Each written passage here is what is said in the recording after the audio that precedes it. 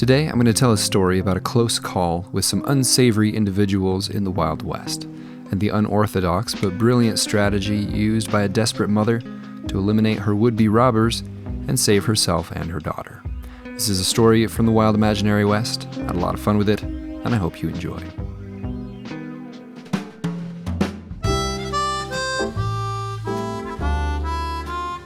How's it going, everyone? Welcome back to Boy Lie Hobby Time. Today's project was inspired after I found this fun character set online. I'm going to rearrange the figures and tell a similar but slightly different story than what is implied on the box art. These 1 to 24th scale miniatures from MB are always fun to assemble and paint, and the first step in this project was, of course, to remove them from their runners. I started with the horse. I'm not sure why. At the beginning I didn't know if I was going to use the horse in this diorama or not, but as I started to work on it, the story made more sense with the horse than without. After it had been snipped completely from its sprues, I cleaned up the flashing and the mold lines, and then I glued it together. I believe the horse is supposed to belong to the man, at least that's what it looks like on the box, but for our story, I needed it to belong to the woman. And the real question became which head pose was more accurate or made more sense for the story. I decided to decide on that later. The next up was the little girl, who's hiding behind her mom, peeking around the corner of her skirt.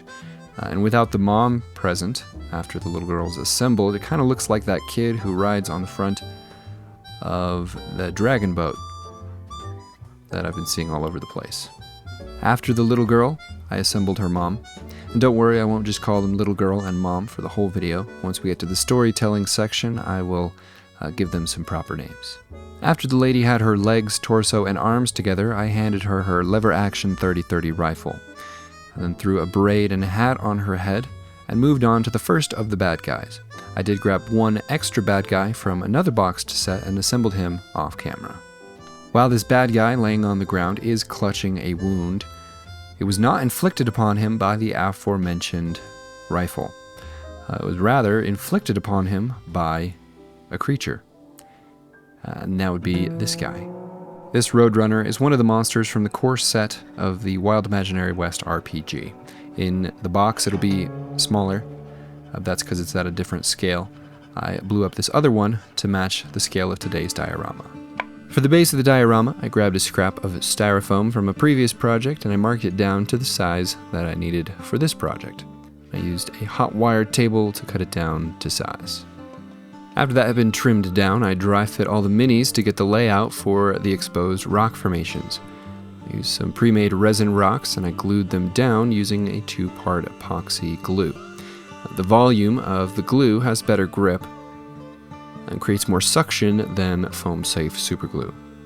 I used a torch to add subtle variation to the foam surface, and I dry fit the minis once again because I had removed the majority of the base of the bird and needed to integrate it directly into the terrain.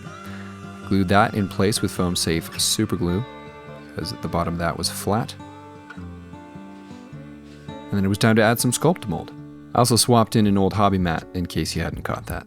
Like many of the creatures in the Wild Imaginary West, this Roadrunner is only scary because it's big. In real life, they're small and kind of fun to watch, zip around. It's almost comical in a way, so much so that they made a cartoon out of it. But if you scaled it up to the size of an ostrich, and it had the same predatory habits and diet, we'd probably take them a lot more seriously.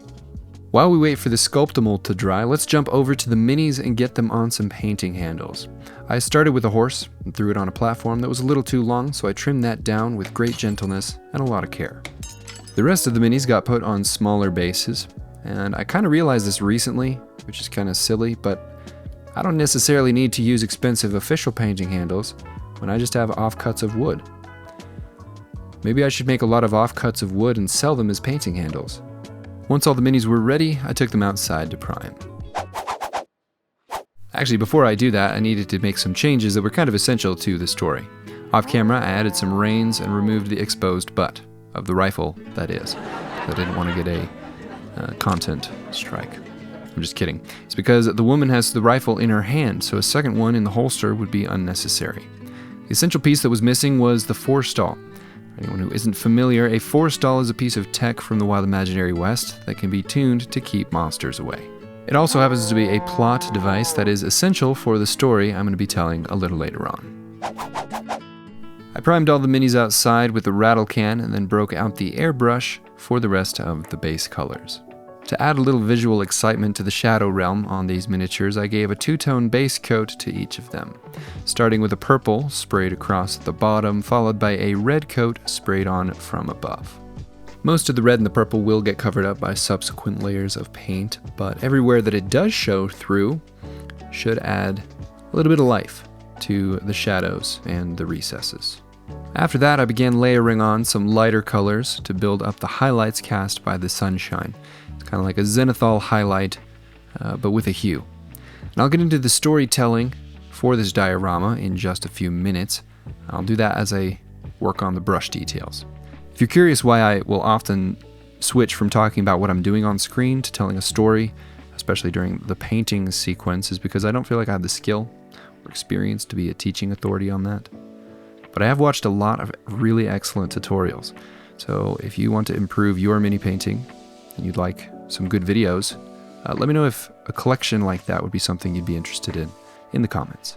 After wrapping up this initial highlighting step with some ivory, I put away the airbrush for a few minutes, come back to it for the bird, and then I broke out the wet palette. Looks like I forgot to clean this last time. Also let it dry out apparently. So after getting some nice new water and a clean sheet on there, I loaded it up with my primary colors and a glob of black and white. Grabbed my paintbrushes and I began the brushwork. And story time. Deep in the dry, flat landscape of the American Southwest, Anne has been riding with her daughter Opal from their home in Amarillo to Santa Fe, the last major stop before the Badwater Desert.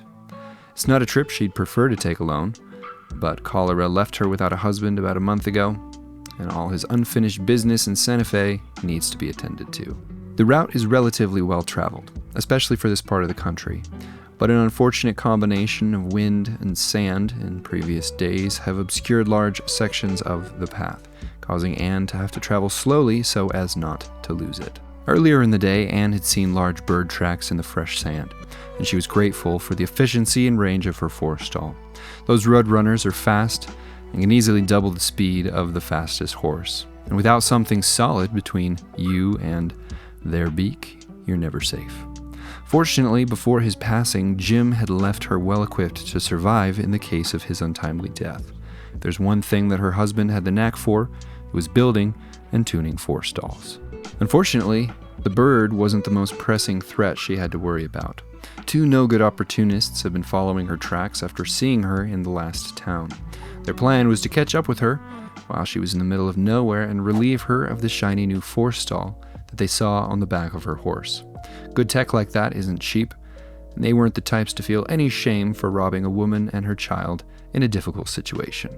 Anne found herself in a concerningly thick and long patch of sand, and seeing that her horse was getting worn out and struggling, she decided to hop down and give it a break and help guide it through the unstable ground on foot. She hadn't yet realized the danger that was closing in on her. The men had been observing her patiently from quite a distance, which is probably why she didn't notice them. Once they saw that she had gotten off of her horse, they closed the distance, got off their own horses, and left the safety of their forestall, but they weren't concerned because they knew that hers was far better. They proceeded on foot to sneak up more quietly. There were also plenty of exposed boulders to hide themselves behind. The men were well within rifle range by the time Anne noticed something was wrong.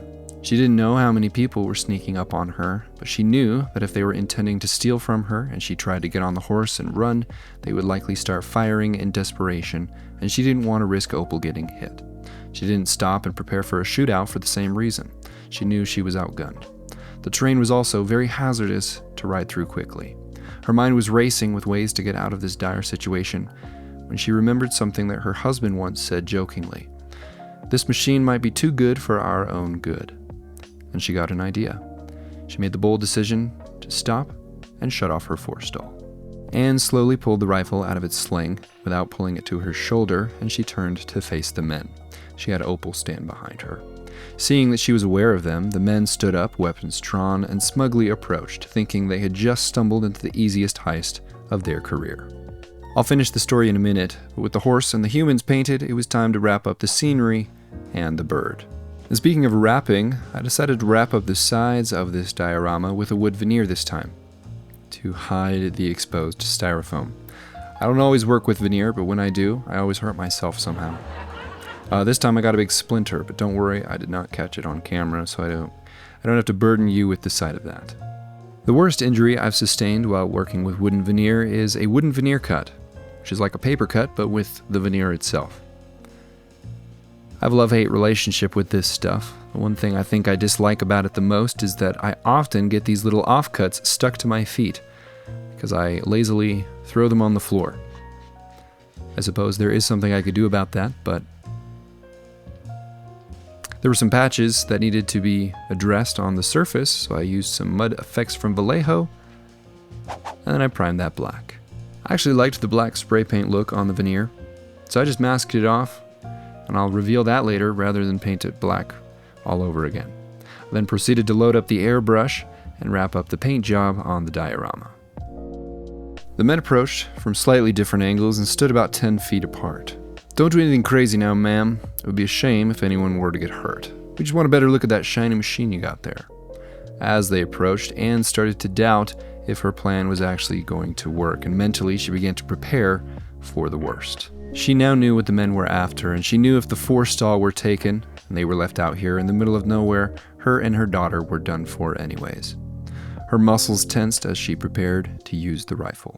But in a moment too quick for anybody to really comprehend, a distant pitter-patter and a blur in her periphery was followed by a sharp thud, and the man who had just been speaking so arrogantly was flung forward to the ground in front of his friend, face first, and he rolled over in stunned silence to see what had hit him. The hunting tactic of the giant roadrunner is to use their blinding speed in tandem with their stiletto-like beak to spear their prey and deal a critical blow with pinpoint accuracy before their prey even knows what's going on. Once they've lost the element of surprise, they employ the use of their spring-loaded feet to devastating effect.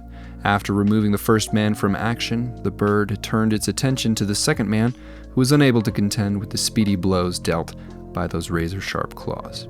As soon as the second thief was on the ground, Anne flipped the remote switch on her rifle to power the forestall back on again, and it was just in time, too.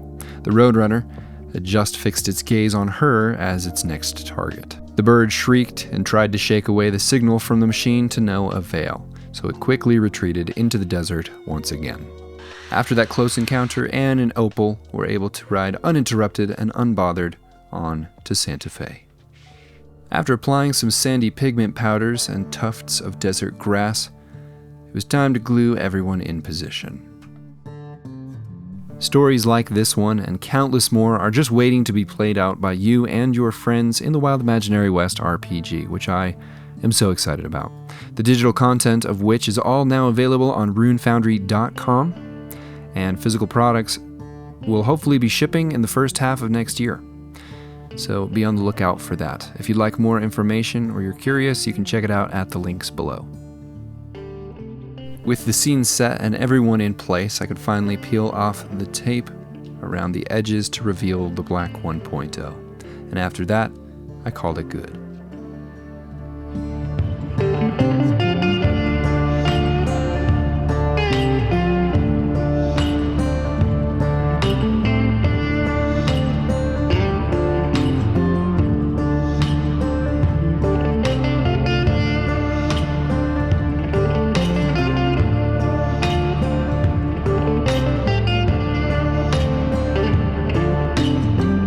That is it for this video. Thank you all so much for watching. Hope you enjoyed. Huge shout out as always to my patrons. You guys are the best. Have an awesome week, everyone. I'll see you next time.